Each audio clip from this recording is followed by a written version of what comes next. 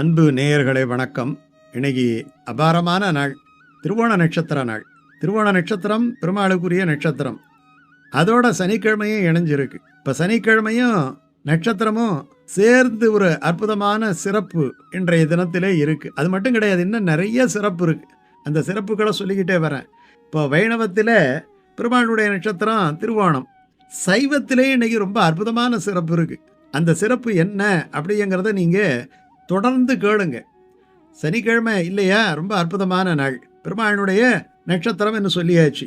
இதே நட்சத்திரம் நடராஜருக்கும் உரிய நாளாக இன்றைய தினம் அமைந்திருக்கிறது. அது என்ன சிறப்பு அப்படின்னு பார்ப்போம்.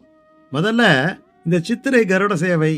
இந்த சித்திரை கருட சேவை என்பது ஸ்ரீரங்கத்தில் ரொம்ப ரொம்ப விசேஷம். சித்திரையில் பிரம்மோற்சவம் பல ஊர்களிலே நடக்கும். அதுலேயும் 12 மாதமும் ஏதாவது ஒரு மிகப்பெரிய உற்சவம் நடந்து கொண்டே இருக்கும். இப்போ கோயில் அப்படின்னு சொன்னால் சைவத்தில் சிதம்பரம், தில்லை கூத்தன் நடராஜருடைய திருக்கோயில். கோயில் அப்படி பொதுப்படையாக சொன்னால் சைவத்தில் அது சிதம்பரத்தை தான் குறிக்கும். சித்தம்பரம் பொற்சபை நடராஜமூர்த்தி, ஆனந்த நடராஜமூர்த்தின்னுட்டு பேர். வைணவத்தில் கோயில் அப்படின்ட்டு சொன்னால் ஸ்ரீரங்கத்தில் தான் குறிக்கும். அப்போ ஸ்ரீரங்கத்தில் இன்றைக்கி என்ன விசேஷம்னா, ஒரு பெரிய திருநாள் நடக்குது. கருட சேவை காட்சி தர்றார். கருட சேவை தான் பீக். இந்த பிரம்மோற்சவத்திலே பெருமாள் பல்வேறு வாகனங்களிலே வீதி புலா வந்தாலும் கருடன் மீது ஆரோகரித்து வீதி பலம் வர்றது தான் அந்த உற்சவங்களிலே ஒரு சிகரம் என்று வைணவ மரபிலே சொல்லுவார்கள். அதே மாதிரி சைவத்தில் அபிஷேக பிரியன் இல்லையா, அதனால் அவருக்கு நடக்கக்கூடிய, அதுவும் லிங்கமேனிக்கு நிறைய அபிஷேகங்கள் நடக்கும். ஆனால் நடராஜமூர்த்திக்கு அபிஷேகங்கள்ங்கிறது எல்லா நாள்களிலேயும் நடக்கிறது கிடையாது. அது வருஷத்துக்கு 6 முறை தான் நடக்கும். அந்த 6 முறையிலே சித்திரை திருவோணமாகிய இந்த நாளிலே நடராஜமூர்த்திக்கு அற்புதமான விசேஷம் நடக்கும். அதனால் இந்த திருவோணம் என்பது சைவத்திலேயும் சரி வைணவத்திலேயும் சரி ஒரு புகழ்பெற்ற நட்சத்திரம். காரணம் அதிலே திரு இருக்குது இல்லையா. இப்போ இந்த திருவாதிரை என்பது நடராஜருடைய நட்சத்திரம் இல்லையா. அதே நடராஜருடைய நட்சத்திரம் தான் இங்கேயும் வருது. யாரு? சுவாமி ராமானுஜருடைய நட்சத்திரம். அது திருவாதிரை. அது சித்திரையில் செய்ய திருவாதிரை. அதே மாதிரி இந்த திருவோண நட்சத்திரம் மறுபடியும் நடராஜமூர்த்திக்கு போகுது. அது சித்திரையிலே திருவோணம். அதாவது 6 நாள். அந்த 6 நாளில் பார்த்தீங்கன்னா உங்களுக்கு 3 நாள்கள் திதியின் அடிப்படையிலே நடைபெறும். 3 நாட்கள் நட்சத்திரத்தின் அடிப்படையிலே நடைபெறும். மார்கழியிலே திருவாதிரை, ஆனியிலே உத்தர நாள், சித்திரையிலே திருவோணம். அதே மாதிரி மற்ற மாதங்கள் என்று சொன்னால் எந்தெந்த மாதங்கள் அப்படின்ட்டு பார்க்கலாம். ஒன்று பார்த்தீங்கன்னா ஆவணி, அடுத்தது புரட்டாசி, அடுத்தது மாசி. இதில் பார்த்தீங்கன்னா வளர்பிறை சதுர்த்தசி. வளர்பிறை சதுர்த்தசிங்கிறது அந்த மாத சிவராத்திரி தினமாக இருக்கும். அப்பொழுது நடராஜருக்கு அபிஷேகம் நடக்கும். அப்போ 3 திதியில் 3 நட்சத்திரத்தில் நடக்குது.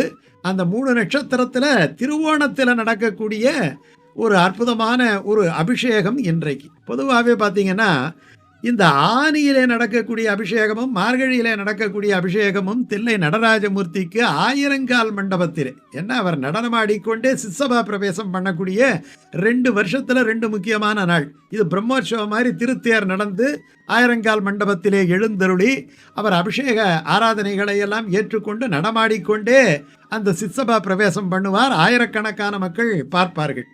ஆனால் மற்ற மாதங்களிலே அவர் இந்த சிற்சபைக்கு வெளியே இருக்கக்கூடிய கனக சபையிலே மகா அபிஷேகத்தை மேற்கொள்வார். அதனால் அப்படிப்பட்ட அபிஷேகம் இங்கே திருமணம் என்பதாலே பல கோயில்களிலே திருமஞ்சனம் நடக்கும். வீட்டில் சாலக்கிராமம் இருந்தால் திருமஞ்சனம் பண்ணலாம், விரதத்தை இருக்கலாம். இந்த ரொம்ப பவர்ஃபுல்லான நட்சத்திரம் இல்லையா, அதனால் பார்த்திங்கன்னா அற்புதமான பலன்கள் தரும். வாமனனுடைய நட்சத்திரம் இந்த நட்சத்திரம். அவர் 3 அடி மண் கேட்டார் இல்லையா, அதனால் இந்த பூமி சம்பந்தப்பட்ட பிரச்சனைகள், மற்றபடி அந்த பதவி, என இந்திரனுக்கு இழந்த பதவியை பெற்று தந்தவன் வாமன திருவிக்கிரம அவதாரம் எடுத்த பெருமாளுங்கிறதால அந்த திருவோண விரதம் இருந்தால் இழந்ததையெல்லாம் பெறலாம். உத்தியோகம், வீடு போன்ற நமக்கு என்னென்ன தேவைகளையோ அதையெல்லாம் இந்த திருவோண விரதம் நமக்கு பெற்றுத்தரும். அப்போ என்ன விசேஷம் பாருங்க, இன்னைக்கு திருவோண விரதம், நடராஜருக்கு அபிஷேகம், ஸ்ரீரங்கத்தில் கருட சேவை, இத்தனை சிறப்பு இன்றைய நாளுக்கு இருக்கு. அதுலேயும் இந்த ஆனந்த நடராஜமூர்த்திக்கு இந்த அபிஷேகம் நடக்குது இல்லையா, இது பார்த்தீங்கன்னா ஒரு நாள் விழா கிடையாது. இன்னைக்கு தான் பீக்கு, இன்னைக்கு தான் நடராஜருக்கு மாலையில் அபிஷேகம் நடக்க போகுது. இதுக்காக பூர்வாங்கமாக என்னென்னலாம் நடக்குங்கிறத பார்க்கணும். இதுக்கு 6ஆம் தேதியே சிதம்பரம் இந்த நடராஜர் பெருமாள் கோயிலில் இருக்கக்கூடிய தட்சிணாமூர்த்தி சன்னதியில் முதல்ல குஷ்மாண்ட ஹோமம்னுட்டு ஒரு ஹோமம் நடந்தது. அதுக்கப்புறம் நடராஜருடைய சன்னதியில் பார்த்தீங்கன்னா நாந்தி பூஜை நடக்கும். அனுஜைன்னுட்டு அந்த பெருமானிடத்தில் சங்கல்பம் செய்து அனுமதியை பெறுகின்ற ஒரு பூஜை நடக்கும். அப்புறம் 7ஆம் தேதி பார்த்தீங்கன்னா முக்குருணி விநாயகர் இருக்கிறார், பெரிய விநாயகர் வெளிப்பிரகாரத்தில் இருக்கிறார். அந்த தெற்கு ராஜகோபுரம் வந்தவனே இடது பக்கத்தில் அந்த முக்குருணி பிள்ளையார். அங்கே 8 மங்கள திரவியங்களாலே மகா கணபதிக்கு ஹோமம் நடைபெறும், அபிஷேக ஆராதனைகள் எல்லாம் நடைபெறும். அது விசேஷம். அடுத்தது 8ஆம் தேதி பார்த்தீங்கன்னா நவக்கிரக சன்னதியே அங்கே இருக்குது. அந்த நவக்கிரக சன்னதியிலே நவக்கிரகங்களுக்கு ஹோமம் நடைபெறும். தேவசபையிலே அங்குரார்ப்பண நிகழ்ச்சி, ரக்ஷாபந்தனம், ஆச்சாரிய வரணம், தன பூஜை இதெல்லாம் நடந்து மகா தீபாராதனை நடக்கும். இன்னைக்கு சனிக்கிழமை காலையிலேருந்து சாயங்காலம் வரைக்கும் விசேஷம் இருக்குது. காலையில் சிவகாம சுந்தரி சமேத ஆனந்த நடராஜமூர்த்திக்கு ஒரே நாளில் லட்சார்ஜனை அந்த லட்சார்ஜனை நடக்கும். அதுக்குன்னு யாகசாலை இருக்குது. யாகசாலையில் கடஸ்தாபனம் பண்ணுவாங்க. மகா ருத்ர ஜப பாராயணம் நடக்கும். அந்த எந்த ஹோமம் பண்ணினாலும் அந்த மூலமந்திரத்தை ஜபம் பண்ணி தான் அதுக்கப்புறம் ஹோமங்கள் பண்ண வேண்டும்.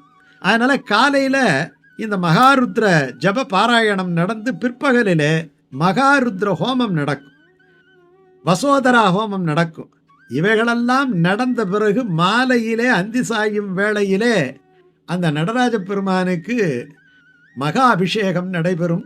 அந்த மகா அபிஷேகம் என்பது கண்கொள்ளா காட்சியாக இருக்கும்.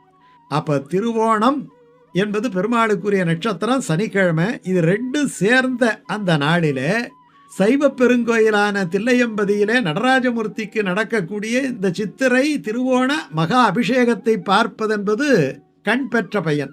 நேரில் பார்க்க முடியாட்டி போனாலும் வீட்டிலே விளக்கேற்றி வைத்து அங்கே நடக்கக்கூடிய நடராஜருடைய அபிஷேகத்தை மனக்கண்ணாலாவது தரிசித்து அந்த அனுபவத்தை பெறுவதன் மூலமாக நமக்கு எல்லையற்ற ஒரு மன நிம்மதியும் சந்தோஷமும் தெளிவும் கிடைக்கும். அதற்குரிய நாள் இந்த நாள். இந்த நாளினுடைய அருமை பெருமைகளை அறிந்து இவற்றையெல்லாம் அனுசரித்து ஆத்ம பலத்தை பெற வேண்டும் என்று அனைவரையும் நான் கேட்டுக்கொள்ளுகின்றேன்.